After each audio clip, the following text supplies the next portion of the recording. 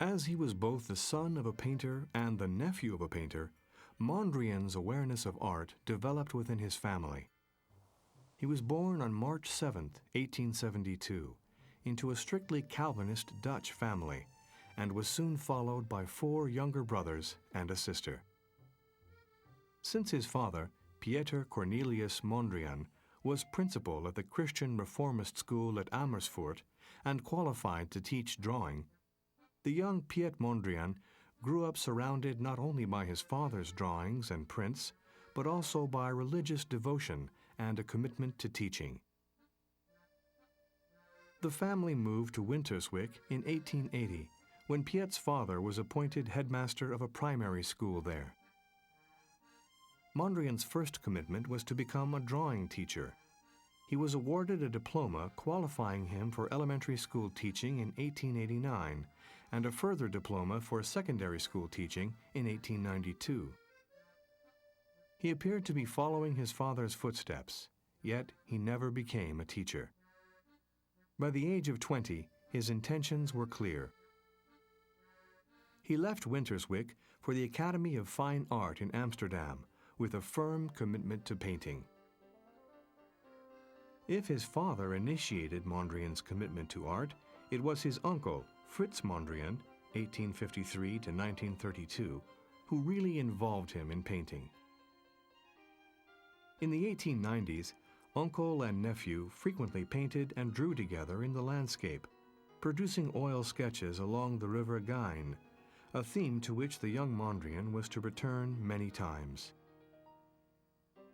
Frits Mondrian gave Piet his first glimpses of wider horizon and provided him with a direct link with the Hague School, which, in the later 19th century, blended French and Dutch techniques into a powerful force in Holland.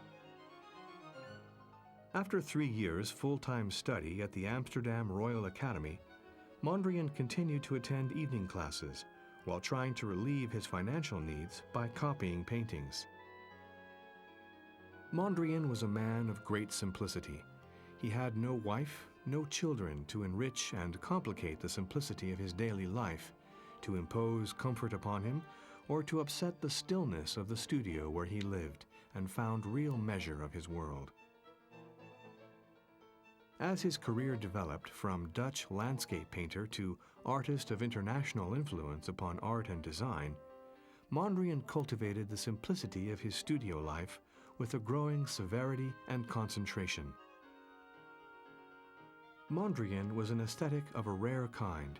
He deliberately reduced his means to the minimum. It gave him immense concentration and increasing influence.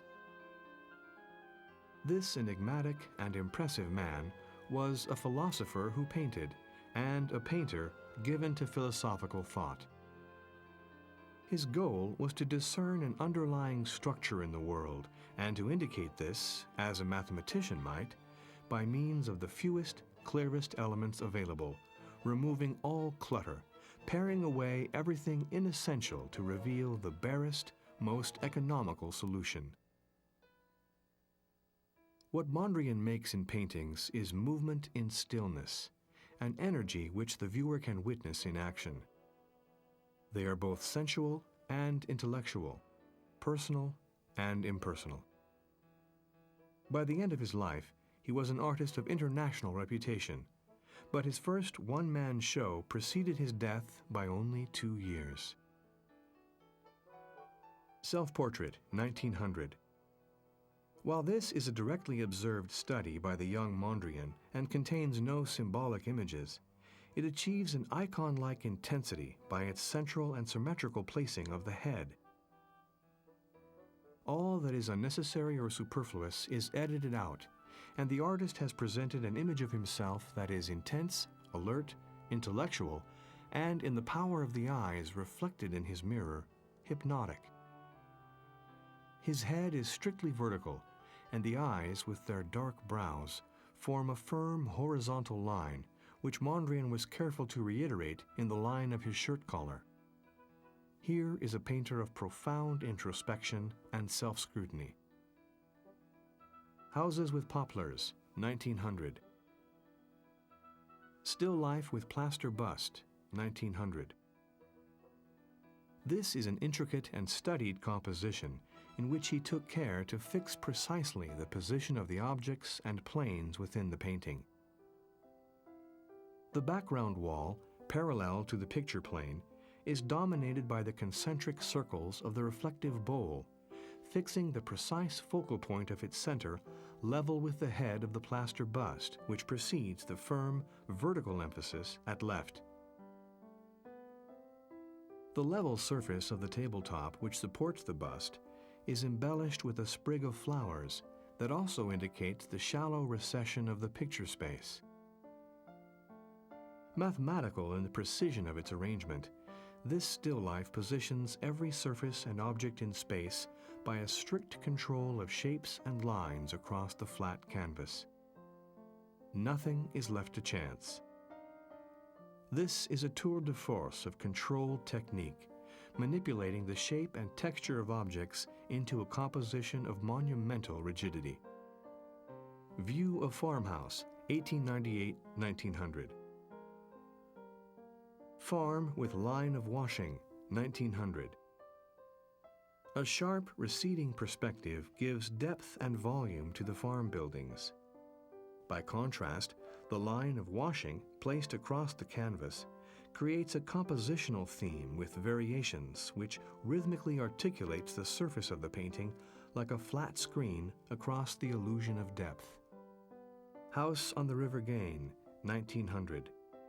The house, inscribed 1741 in large figures across its wide, low gable end, is viewed from across the river, so that its reflection is clearly visible in the water which fills the lower half of the canvas. By viewing the house frontally, the artist ensured that the broad triangle of its end wall is complemented by its inverted reflection to establish a square shape balanced upon its point. This device, which Mondrian was to use periodically throughout his career, forces a contrast between the flat geometry of this composition and the air and light which evoke the space of recession in his painting. Standing upon the earth of the riverbank, the house sits firmly within the air and light of the countryside. In its reflection, its triangular shape shimmers in the water. The riverbank, which divides the air from the water, also divides the canvas. In the Dutch landscape, the human dwelling was established precariously between air and water. The farm needed both elements, and the human dwelling, starkly geometric among the rounded forms of trees, was the means to control and use the forces of nature. Windmill by the Water, 1900-1904. The image of the windmill more overtly signified man's precarious control of natural forces. In this painting, Mondrian repeated the device of the triangular shape reflected in water, although here it is empty space defined by the edge of the windmill's sail and the struts attached to the mill. Again, the square shape, which Mondrian later inaccurately called the lozenge, dominates the composition, linking in its upper half the air which turns the windmill's sails to the watery reflection below. The massive mill raises its bulk upon a slender surface of earth that divides the painting horizontally. The fence and its reflection emphasize this. He is composing this painting with elaborate care and finding in the geometry of his composition a means to show the poise with which the mill articulates those natural forces of air and water that define its shape and purpose. The Factory, 1900. He built this composition upon similar lines of geometry, contrasting the tall factory chimneys, which continue down through their reflections to the bottom edge of the painting, against the dominant horizontal of his canvas. Within this simple, flat division of the canvas, the rising mass of the factory is reflected in the water to form a compressed lozenge shape. What inhabits the air above inhabits the water below. Between air and water, the bulk of the factory exemplifies human activity perched upon a shallow plateau of earth. Landscape 1902-03. A vigorously worked landscape dominated by an immense and luminous sky reduces interruptions on the horizon to a few small marks, while the features of the flat land recede rapidly towards it, so that the broad foreground handling falls away to little more than a line at the horizon. In the sky, the swirling clouds reduce with equal rapidity to narrow bands of light and shade.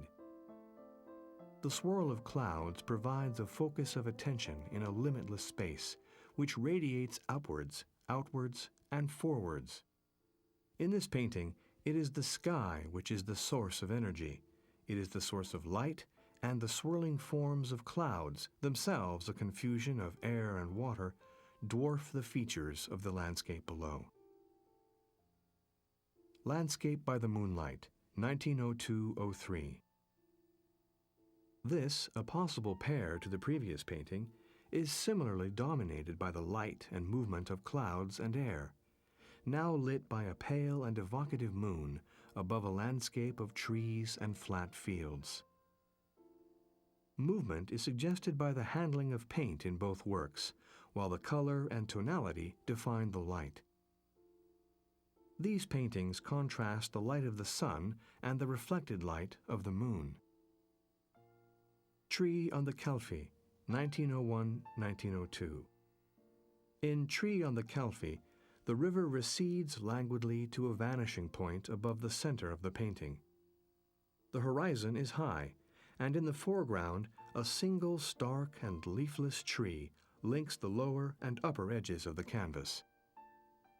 Mondrian's viewpoint is central, and he chose this position with care, so that the river seems to expand across the bottom of his painting. Tree on the Calfee, 1901-1902. In this related squarer painting, two trees dominate the foreground and the river curves away to the right.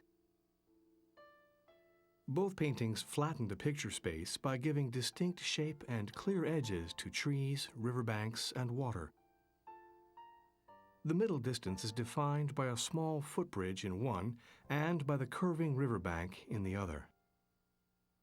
There are in effect two subjects, trees and river. Trees by the River Gyn, 1898. The device of a screen of trees was being used by Mondrian perhaps as early as 1898, while painting on the River Gyn. The uprights are extended in reflections dividing the horizon into a series of rhythmic intervals. There is no loss of atmosphere or description, yet the forceful pattern of trees and their echoed reflections emphatically divide the canvas. Linear perspective is minimized and surface pattern predominates. The White Cow, 1903. This uses the screening device of trees without reflections, and the horizon is now replaced by a fence to stress the horizontal. The trees and the fence frame a painting within a painting, focusing attention upon the cows as a view through the screen. The only residual hint of perspective here is provided by imaginary lines from the lower corners of the canvas through to the central motif of animals. The trees are in leaf, spraying across the upper canvas to form a dark band corresponding to the dark foreground below. The Amstel, 1903. The mass of trees spreads up from the horizontal riverbank.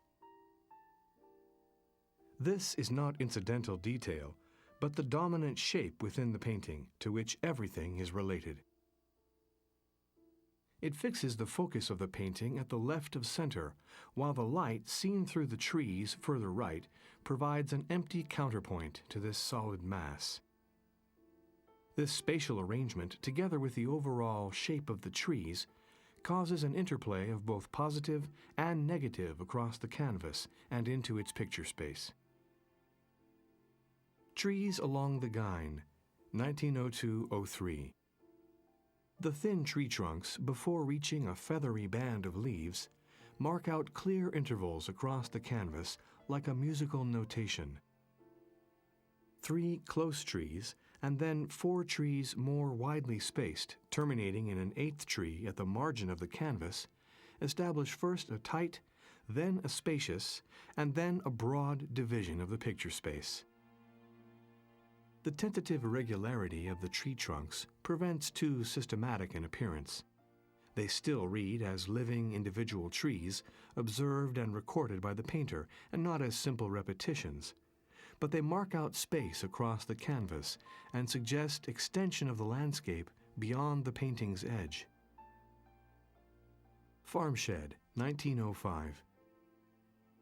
Using a spacious screen of 4 tall, thin trees and a low horizon, Mondrian suggests a view through the screen to an expansive, distant space.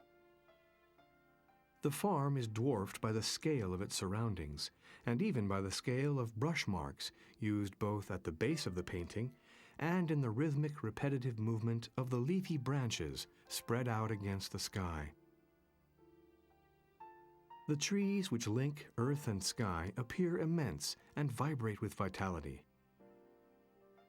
Placed almost symmetrically, they enclose 3 sections of the distant landscape, and because of their symmetry, the central section dominates, implying the vanishing point of single-point perspective. This is emphasized further by the trees at the edges of the painting, which were outwards, as if the central expanse of light and space were pushing them apart. At the Lappenbrink, Winterswijk, 1904. Farm at Nisselrode, 1904. Seen frontally and at close quarters, the doors and walls of the barns form loose rectangles across the painting, subdivided by small openings and boards parallel to the picture plane, making small containers of visual incidents and variations.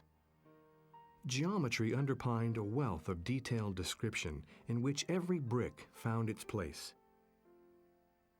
Mondrian employs diagonals for gable ends, but no clear vanishing point. This is achieved by avoiding any 3/4 views of objects, requiring their side elevations to recede from the viewer, and by keeping the foreground free of perspective lines. A flatter articulation of the picture plane results. Farm on a Canal, 1903-06. The familiar motif of a reflection of farm wall, door, and window in the lower part of the painting was used.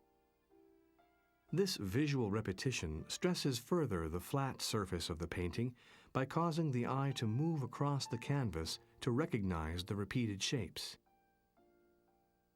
In this way, the dominant horizontal lines of the water's edge and the line of the roof gutting are crossed by the vertical lines which carry through visually from both window and door to the reflections below them. The French Mill on the River Gyn, 1905-07.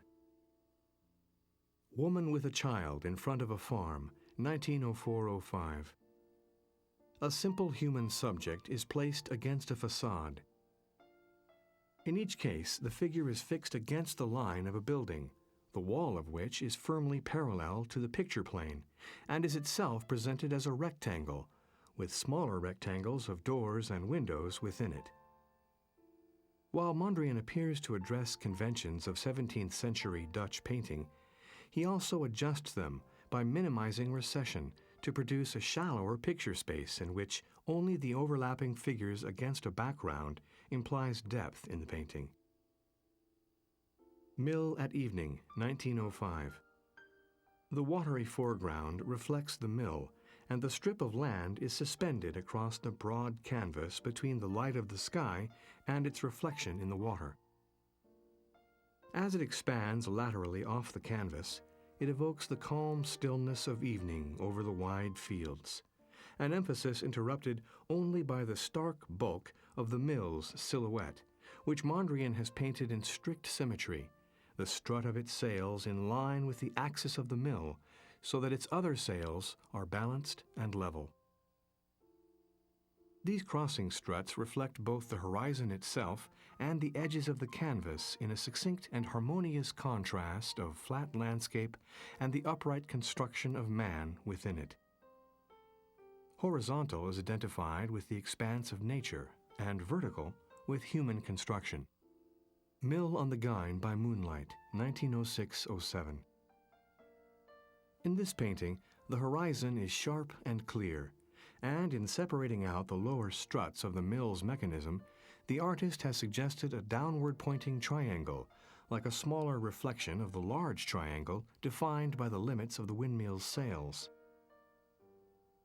As both are symmetrical around the axis of the mill, the emergent lozenge shape suggests both descent and ascent.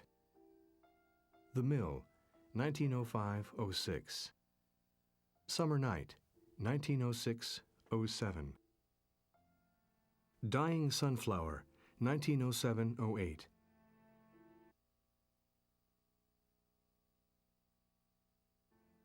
Remarkably, the decay and death which artists have so frequently depicted in a human setting is here displayed as a stage in the life of a flower. The dramatically emotive lines of the painting are inappropriate to still life. As an image of the material decay and collapse of a living plant, it has the expressive power of a portrait. Dying Chrysanthemum, 1908. This slightly larger painting signals a further examination of the decay of a radiant flower. As these living creatures succumb to dissolution, they collapse from vigorous upward growth towards the earth and rebirth. If the sunflower recalls the sun, the chrysanthemum recalls the moon. Birth, growth, and decay form a cycle. Chrysanthemum, 1909. Devotion, 1908, was the title given by Mondrian to a contemporary profile portrait of a young girl.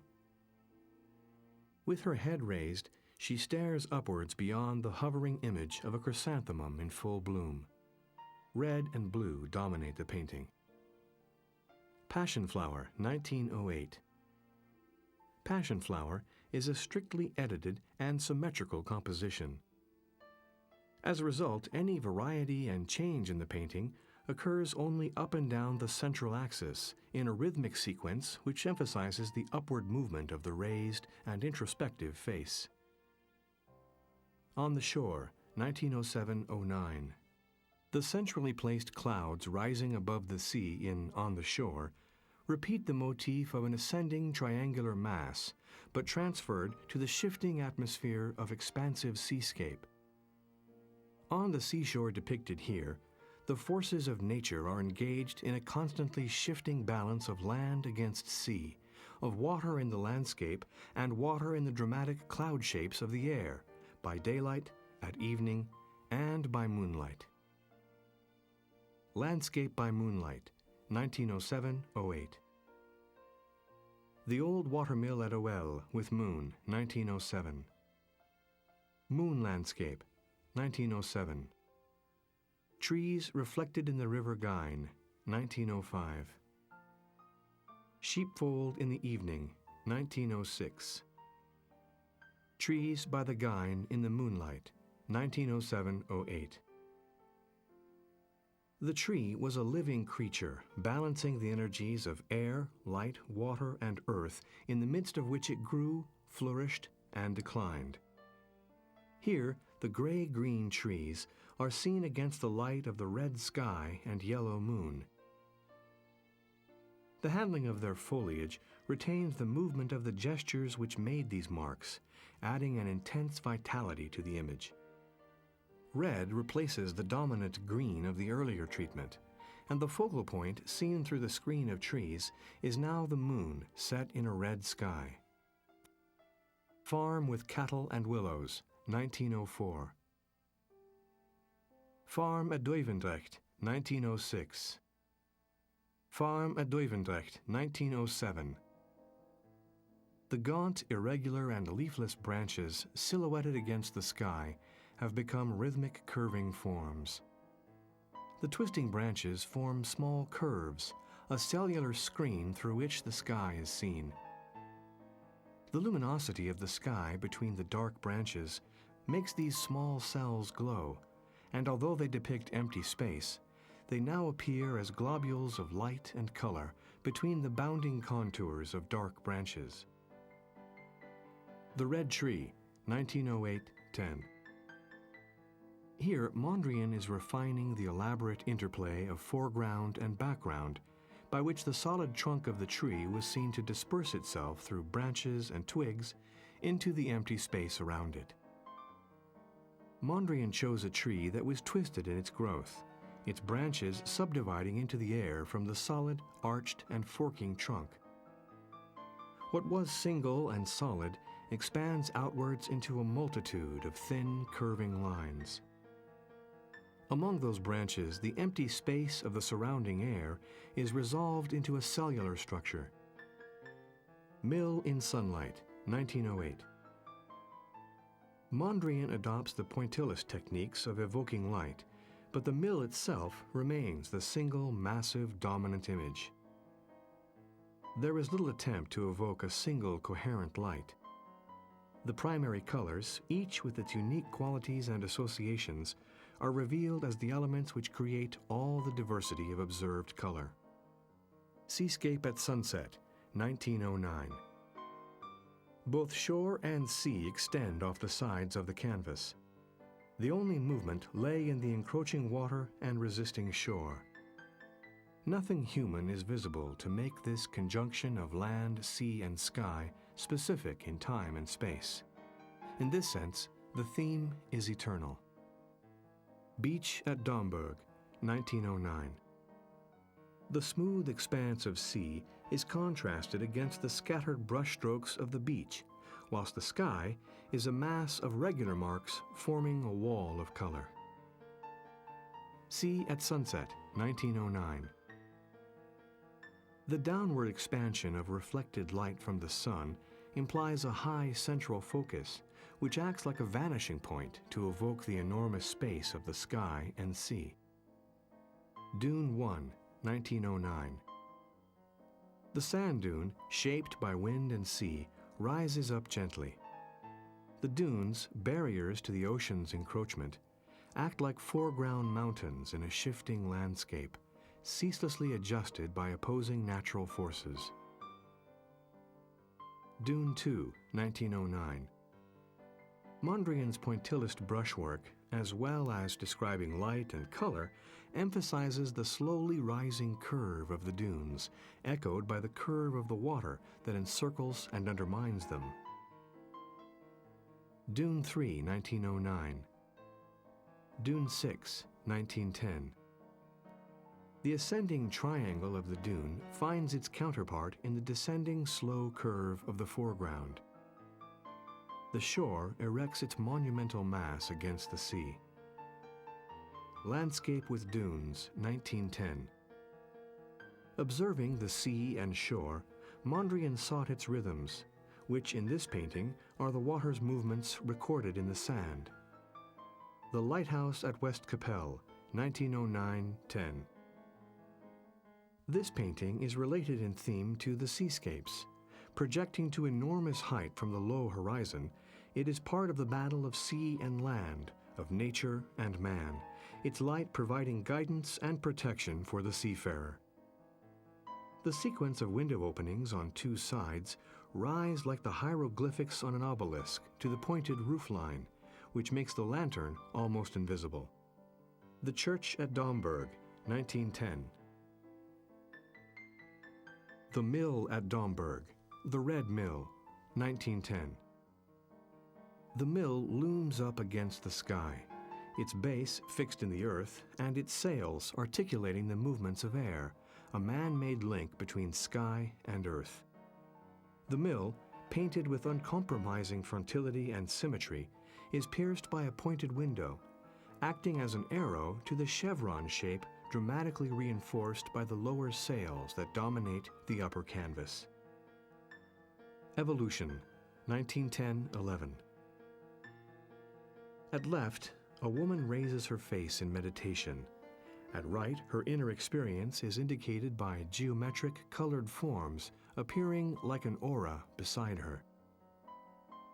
In the larger central panel, she is transformed into a spiritual being as her enormous eyes open upon mystical enlightenment.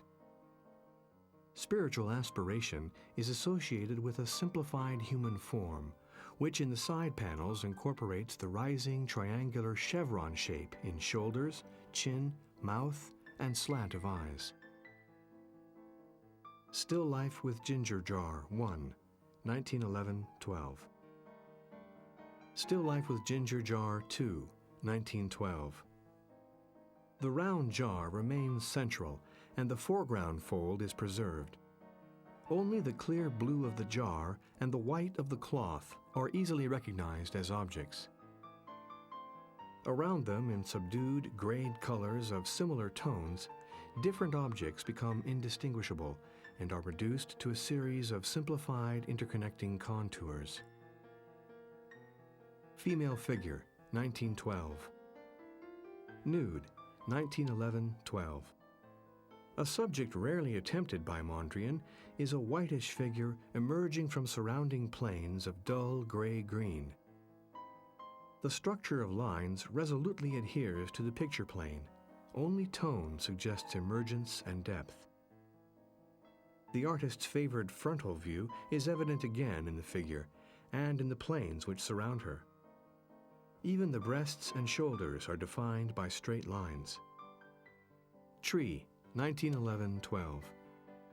The new impact of Cubism is evident, while the painting makes a revealing comparison with The Red Tree. Cubism has led him to relinquish detail, and the curved organic cross motif is clearer as a result, and reveals an implied circle of lines around the center of the painting and the core of its image. Composition with Trees 2, 1912. Gray Tree, 1912. Apple Tree in Flower, 1912. The tree has no recognizable flowers, and the tree is not easy to discern, yet its image remains central and plays an important role in coordinating the rhythmic structure, even if it is less accessible to recognition. Background and foreground fully interlock, and Mondrian has employed only the straight line and elliptical curve to construct the intersecting planes of his painting. Tree, 1912. Composition number 3, 1912-13. Only knowledge of related works makes the tree trunk identifiable in the lower center area.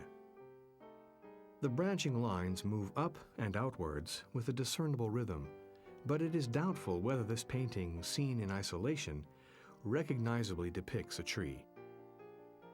Oval Composition with Trees, 1913. Here the oval is upright and contains a myriad of muted yellow ochre lines and planes, which constantly interrupt each other, forming, uniquely, a kind of zigzag passage across the canvas. The image has wholly succumbed to rhythm, and depiction has become secondary to construction in the painting. Composition in Gray-Blue, 1912-13. Facade in Tan and Gray, 1913-14. A cellular structure is constructed almost entirely of horizontal and vertical lines, so that the planes which these lines enclose remain parallel to the picture plane. They are assembled across the canvas. Within this otherwise homogeneous framework, two diagonals and a few horizontal elliptical curves appear. Larger planes dominate the lower half of the painting, while the horizontal lines flank the center, and the smaller planes occupy the upper space. Composition number 14, 1913. A painting with a cellular structure assembling small flat planes into a gently oval format. Just as the tree motif, a natural form was reduced to an essential rhythmic structure from which all specific detailed description has vanished. Composition number 9, Blue Facade, 1913-14. Composition in blue and pink. Composition in line and color, 1913. Mondrian organized its rectangular planes into a cross motif. This is achieved by assembling a preponderance of horizontal planes in one direction and of vertical planes in the other, with almost square planes elsewhere. Composition in gray and yellow, 1913. This composition is a wide cityscape. Its rhythms resolve into a T shape rather than a cross, and it is likely that this painting is based upon the railway terminus of Montparnasse. The latticework motif along the top edge is perhaps a railway bridge or other iron structure, and the almost square shapes left and right of center suggest buildings. Oval composition with light colors. Color planes in oval, 1913-14. Oval composition, 1914. This composition exhibits a new sense of color, dominated by the emergence of red, yellow, and blue, though not as primary colors. Darker tones in the lower parts progress to lighter tones at the top, suggesting distance and atmosphere in a painting which uses flat shapes only and permits as few diagonals as possible.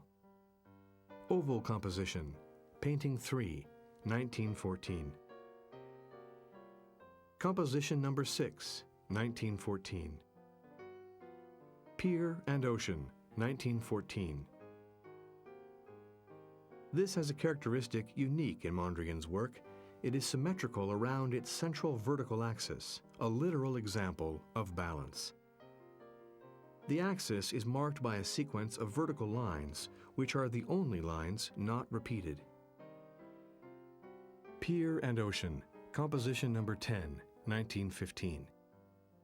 This image is not symmetrical, and none of the lines form closed rectangles or squares. The white space is continuous throughout the painting, and is without color, without curves, without diagonal lines, without solid imagery, an insubstantial, restless, glittering record of the ocean's movement. Composition with lines. Composition in black and white, 1917. Composition with colors, A. Composition in planes of pure color on white background, 1917. This canvas features a red square or near square above the middle of the painting. It is the largest rectangle, and its central position makes it visually static. The two longest black lines are associated with this red triangle. Around it hover other rectangles of red, blue, and yellow, appearing to reach out into the surrounding space of white from this focus. Composition with colors, B, 1917. This composition shares all of the qualities of composition with colors A, but the black lines are fewer. Mill at Evening, 1916. The mill is seen from a low viewpoint, so that it rears its bulk against a sky filled with a cellular pattern of moonlit clouds. Self-portrait, 1918. Elegantly dressed in urbane suit and bow tie, clean-shaven with not a hair out of place, the philosopher-painter casts his challenging gaze at the mirror, and thereby at the viewer of his canvas.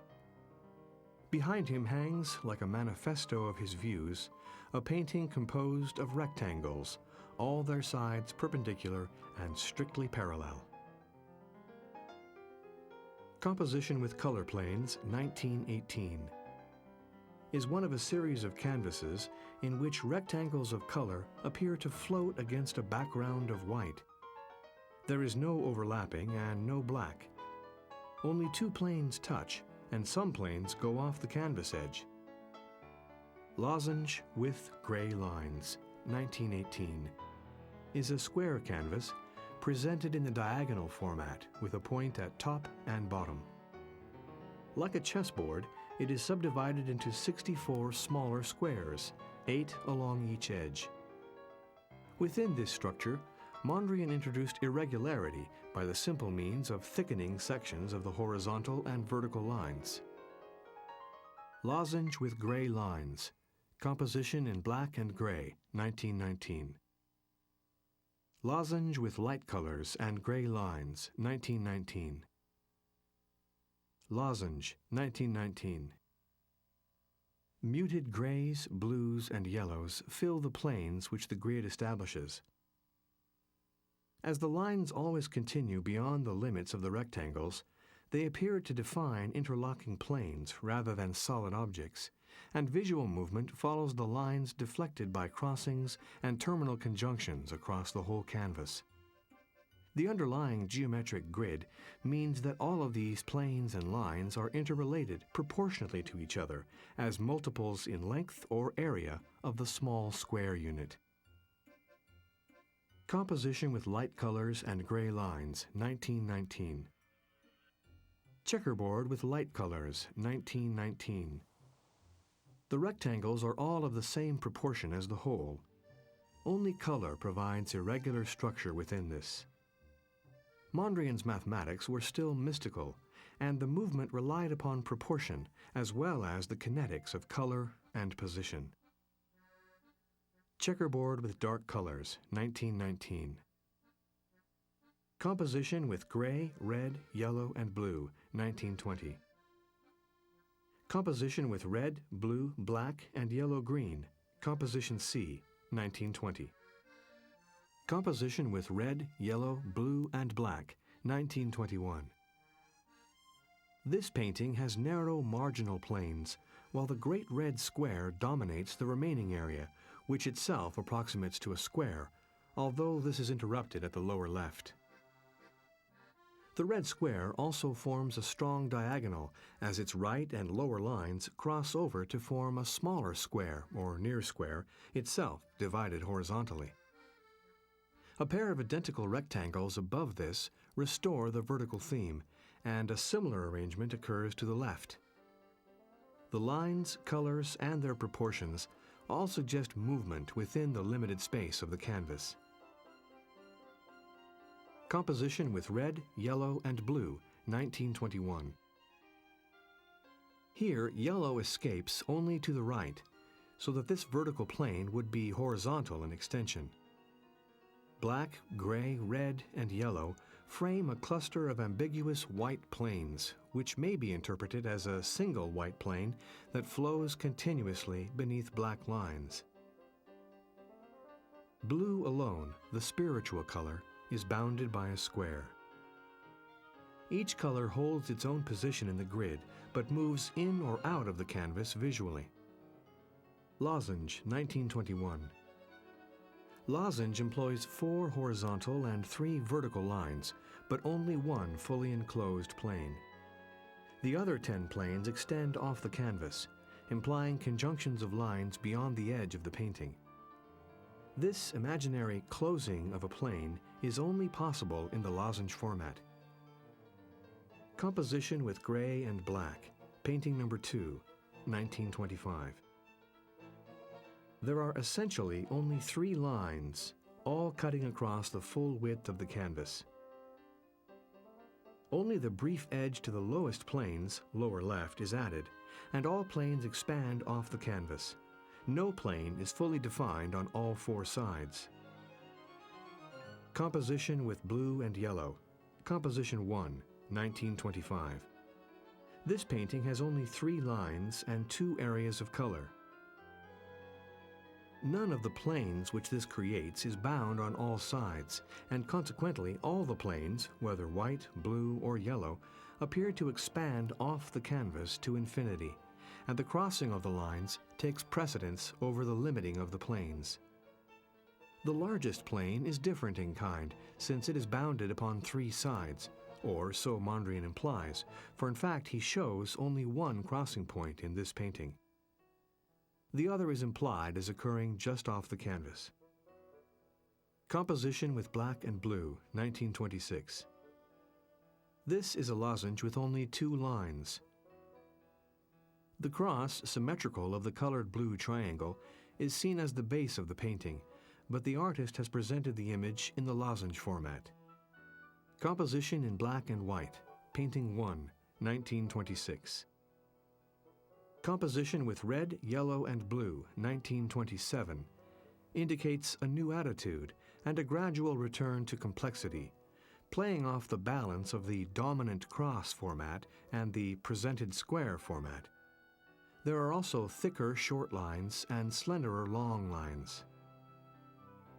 Composition with red, yellow, and blue. The bounded area remains white, while all other planes are red, yellow, blue, gray, or black. Red dominates as blue and yellow are reduced. Composition, 1929. Foxtrot, 1929. Composition in a square, 1929. This has no bounded planes, but the square is again present as the dominant plane, now extending off to the right and below. The large plane still approaches square, but does not correspond to a colored plane diagonally opposite, and is bounded at the upper left by color, terminating in a thick horizontal line along its lower edge. Composition, 1929. Composition with yellow, 1930. Composition 2 with black lines, 1930. Mondrian omits color altogether and presents only 3 lines. There is only one crossing and a stopped line which emphasizes the edge of the large plane. His device of enclosing the middle right plane on 3 sides gives it a degree of positive force as it abuts the large plane, further throwing this area into clarity of resolution. Foxtrot A, 1930. Composition with 2 lines, 1931. This lozenge is the artist at his most minimal. 1 vertical crosses 1 horizontal near the canvas edge. Mondrian could not reduce these means any further, but even here there is interaction and complexity. He has represented the interplay of symmetry and asymmetry, in which a near symmetrical structure is tipped into the lozenge format so that its lines are vertical and horizontal.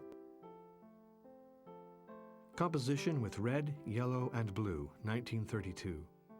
Composition with blue and yellow, 1931. Its clear, restricted purity of color and its dominant whites are an inexhaustible means of embodying balance.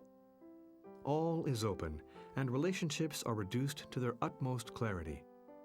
3 lines and 2 colors were all that Mondrian needed. Composition C with red and gray, 1932. Composition with yellow lines, 1933. This painting is innovative in 2 ways at least. The lines are yellow, and they do not touch anywhere on the canvas. By extension, they meet off the canvas to form a rectangle which is only approximately square. The lines are broad and of varying widths and lengths. Each yellow band cuts off an equilateral triangle and still appears as the edge of a plane. The white central space appears to expand, positively pushing the bands outwards. Conversely, the bands press inwards to enclose the triangle. Composition with gray-red, 1935. It redefined the perpendicular in double lines that form a small white square at the core of the painting, from which the narrow corridors of white stream rapidly away, becoming lines themselves and scarcely planes at all. The structure was rapidly enriched, with increasing complexity of relationships and rhythm accompanying every additional line. The enclosed plane, by contrast, appears static, particularly as it is anchored by a red band, which almost forms a line in itself. Composition with red and black. Composition in white, black, and red, 1936. Verticality does not dominate, however, since a ladder-like assemblage of 3 horizontals joins the 2 right verticals. The central line of this trio is stopped at either end, while others pass through to the right edge. The enclosure of the ladder-like structure is confirmed by the heavy red, which reiterates it at the bottom. To the left, the canvas is simpler, and the vertical thrusts modulated only by the long horizontal. Composition with blue, 1937. The multiplicity of relationships, overlapping planes, stopped lines, and unimpeded lines creates staccato effects among a fast-flowing structure. It is an urban rhythm, perhaps architectural, perhaps musical, but first and foremost clear in pictorial terms. The latter effect is visible through the wide vertical section and through the broad horizontal section which crosses it. Composition with Red, 1939. Composition London, 1940-42. The ladder-like structure is further elaborated by planes of blue and yellow, which appear to pass beneath the black lines joining several adjacent rectangles. This suggestion of transparency and overlap encourages the eye to see other lines as passing above or beneath each other, thereby building up layers of space in the painting. There is also a small inclusion of red in the narrow margin at the far left. Rhythm of Black Lines, 1935-42. Composition 2 with Blue, 1936-42. Evident at each crossing and all of its alternatives, the conjunction is evident too in the larger cross that all of these long lines create en masse. The individual part and the whole structure reflect the same pervasive principle. Only the variations employing short horizontals, in the lower right, disturb this, and by the inclusion of the blue, assert enough visual presence to balance the force of so many crossing lines. Composition with Red, Yellow, and Blue, 1937. Composition in Black, White, and Red, Painting Number 9, 1939-42. This elegant canvas sums up in a single work many of Mondrian's last compositional innovations. The three long vertical and horizontal lines elaborate the double line effect. The ladder-like construction reappears, contrasted to an emptier vertical series of planes to the left, and finally, the small inserted blocks of his New York phase serve to link smaller groupings of lines. Place de la Concorde, 1938-43. Lines group to either side to vacate the central space.